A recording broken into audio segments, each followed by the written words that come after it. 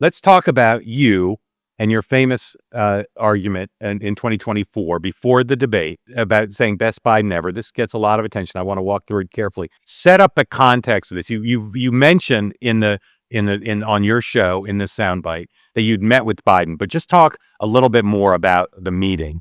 Well, and again, it's not just that meeting. I remember writing an op-ed in the Washington Post. The wider context of your contact with him. Yeah, the wider context. And I remember early on, no, actually, it wasn't Afghanistan, it was Ukraine. And I wrote a Washington Post op-ed that said, Joe Biden needs to stop telling Vladimir Putin what he's not going to do. Joe Biden needs to start telling, Vladimir Putin what he is going to do, or just keep his mouth shut, basically. And went through all the reasons why being overly cautious on the issue of Ukraine was not serving our interests, because we needed to keep Putin guessing a bit more than that. Got a call late at night. As you know, Meek and I go to sleep pretty early because of our early wake-up call. Got a call late at night. And there's about a 30, 45-minute pretty one-sided discussion from the President of the United States, being critical, but more importantly, going in depth as to why he was doing what he was doing and taking me through it. And, Mark, you and I have talked to politicians, and I think this is a very important point for people that are listening and maybe skeptical, but maybe open-minded about this. You and I have talked to a lot of politicians, and I'll just be really blunt. Most politicians that call up and lecture me or lecture you about something we've written or said, we sit there and we're very polite, but rolling our eyes because, they're usually going, they're talking, they're doing their talking points. And again, you're in an interesting position. I'm not going to debate a presidential candidate or a politician when they're calling me up complaining about something that I've done on the air. I go, thank you very much. I appreciate your input. But usually I hang up the phone and Meek will be, who's that? And I'll be like, oh, that was fill in the blank. Oh my God. On his talking points. It was pretty embarrassing.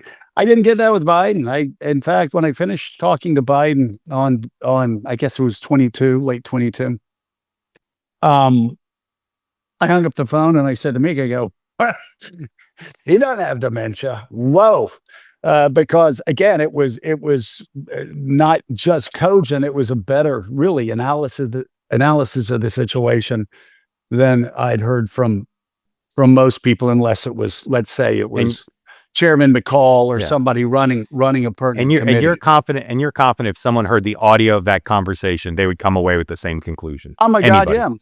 Anybody. Yeah. And then there were other calls there. Also, it's not a secret. Mike Barnacle is a good friend of ours and a friend of Joe Biden's, and talked to him regularly, probably weekly. I'd always talk to Mike. And again, there's no grand conspiracy. I'd say, how's he doing? How's his energy level? How's his, did he seem cogent? Did he seem off? Because you're reading the reports in the paper. And again, and there were about 5 people like that we were, and I would talk to you about this too. If somebody had a concern, I would call you up and said, hey, I've got so-and-so saw him in the White House and was concerned. So that there were a lot of those meetings. There also, though, was, again, this 2.5, 3-hour meeting that I had with him. I think it was may have been March of 2024. Yeah. And we went in, it was supposed to be like an hour lunch, which is not unusual. I've done it with Donald Trump and been in with Barack Obama. We go in, pretty regularly. But when I had him there, I wasn't asking him about the campaign. I was asking him about Ukraine. I was asking about Israel. I was asking about India, which I think was in the news recently. Basically took him around the world. I asked him about, our flex in Asia, what was going on in Guam, what was going on in Philippines, what was going on with Australia, what was going on in South Korea and Japan talking. And he really took me around the world. And I will say, if you and I lined up 100 Washington politicians, he handled those answers better than 99% of them. Ironically, this will be a surprise to people.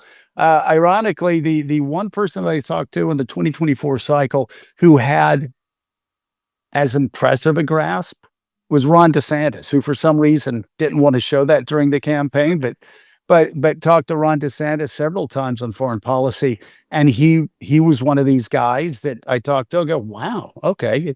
So I went away from a 3-hour meeting with Biden talking about everything from, Bill Burns negotiating, in Russia. Is he going to negotiate in Russia? And talking about the West Bank and what he was doing as far as illegal settlements in the West Bank, how in relationship with Netanyahu.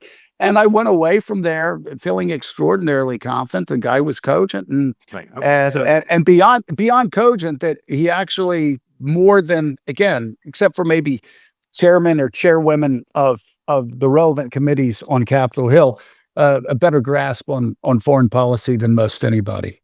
All right. So here's now what you said in the wake of that meeting. This is 105, please, on Morning Joe. As I've said here on the show over the past couple weeks, I've spent a good bit of time with Joe Biden. I've spent a couple of hours with Joe Biden, sitting, talking, going around the world as far as talking issues, talking the economy, talking inflation. He's cogent. But I undersold him when I said he was cogent. He's far beyond cogent. In fact, I think he's better than he's ever been. Intellectually, analytically, because he's been around for 50 years. And, I don't know if people know this or not, Biden used to be a hothead. Sometimes that Irishman would get in front of the reasoning. Sometimes he would say things he didn't want to say.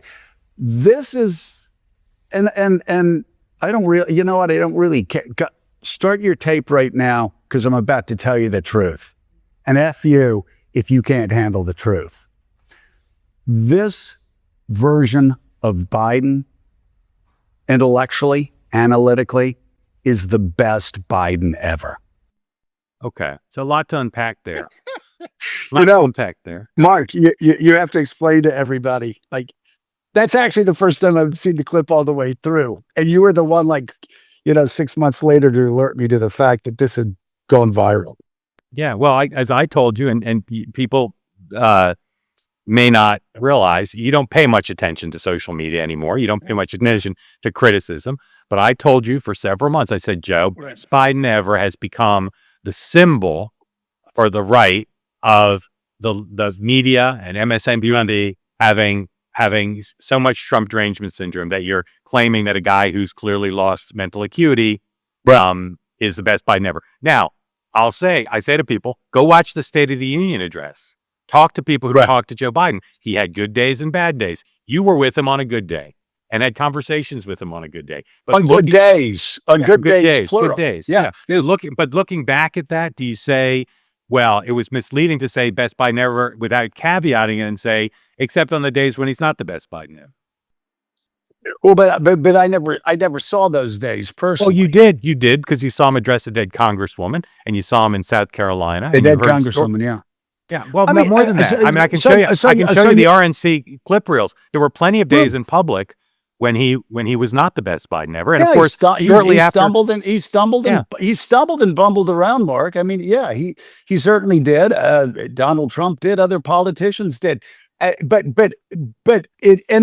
It's actually the same case as a lot of times when I've gone in and talked to Donald Trump.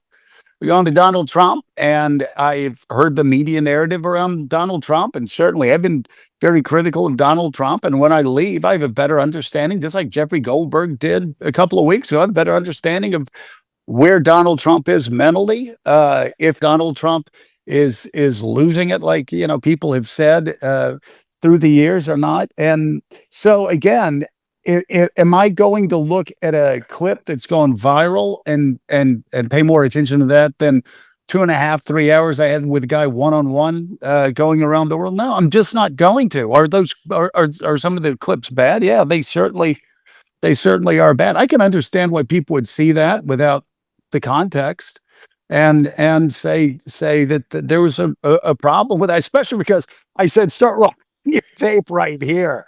It's like, when I look at that tape, based on what I saw with Biden, based on the time that I spent with Biden, based on the hundreds of hours that I talked to people who talked to Biden and people that worked with Biden, um, and were with him day in and day out, good friends that I know that I trusted before Biden was president, that I trust now that Biden's not president. I mean, put in the proper context, I'm just not going to freak out and melt down on one or two clips here or there. And again, he bumbled around and he stumbled around, but he has for quite some time. That didn't seem to me to get in the way of Joe Biden being able to analyze the most important issues. And I certainly think he has a better grasp on it than probably the overwhelming majority of his critics, or certainly did when I spoke with him. But again, the question is, um, who is somebody else running the government for him? Is he incapable of running No, meetings? we I've you- never we agree. talked. I've never We talked agree to about that. anybody that has said Joe Biden's not capable of running meetings. The complaint that I've heard, not only from, and I hope people are still listening to me because it is important. Um, the only complaints I've heard about Biden internally was that he was angry. He would often get angry, and that it was basically his way or the highway. He would listen to other people, but the Afghanistan issue is a perfect example. He had everybody from Mark Milley, every general, everybody saying, "Don't get out of Afghanistan." But it was. I think at times it would have been good for him to yield a little bit more to some of his advisors than he did. That's one thing. The second thing is, again, this is multi-layered. I talked to a good friend that I had in the French delegation when they had tough negotiations. I think it was right after the state dinner, the French state dinner, before the state dinner. And they said they were all surprised. They brought up 5 or 6 points, and not only was Biden on top of his game, he was, they thought, a bit aggressive.